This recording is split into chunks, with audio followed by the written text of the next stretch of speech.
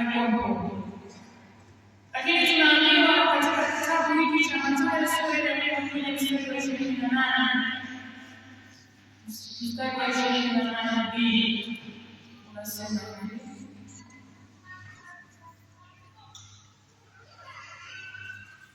kwa maana mstari wa 29 pia unasema tuanze mstari wa 29. Tieni nia yangu mjifunze kwangu, kwa kuwa mimi ni mpole na mnyenyekevu wa moyo, nanyi mtapata raha nafsini mwenu. Bwana Yesu asifiwe. Upole wake ulimfanya awe mnyenyekevu, lakini upole wake ulimfanya afanye sawasawa na kusudi la Mungu. Lakini upole wake ulimfanya atemewe mate na akawa mtulivu.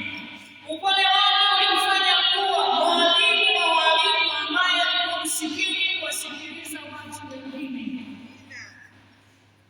Kwa hiyo alikuwa tayari kujibu kwa hekima, alikuwa tayari kukasirika, alikuwa tayari kuisikia sauti ya Mungu, lakini alikuwa tayari kusikiliza maelekezo ili aweze kutembea sawasawa na kusudi la Mungu.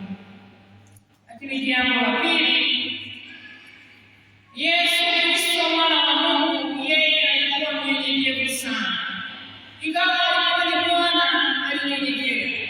Ingawa alikuwa ni mfalme, alijifunza kunyenyekea. Ingawa alikuwa ni mkuu, alijifunza kushuka. Alishuka ili afanye mapenzi ya Mungu kwa kusudi la Mungu. Mungu anasema hivi katika waraka wa kwanza wa Mtume Petro sura ya 5 na mstari wa 5. Anasema Mungu huwapinga wenye kiburi, lakini huwapa wanyenyekevu neema. Bwana Yesu asifiwe. Yesu Kristo alikuwa ni mnyenyekevu, akapata neema ya kupata ufalme uongozi wa mwanadamu. Yesu Kristo alikuwa mnyenyekevu, akatembea katika magumu na mazito ili afikie hatima ya kukomboa mwanadamu.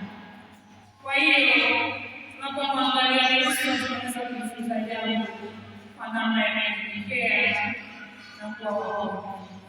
Lakini jambo la tatu, Yesu Kristo katika huduma yake alikuwa mtii, alinyenyekea, alitii, alikuwa mpole, alisemezana na watu kwa busara, aliongea maneno mazuri, aliongea maneno yanayompendeza Mungu, aliongea maneno yenye busara, lakini aliwasafirisha watu neno la Mungu kwa kutii. Hakusema mambo yake mengi, alifuata maagizo ya Mungu. Wafilipi sura ya 2 mstari wa 4.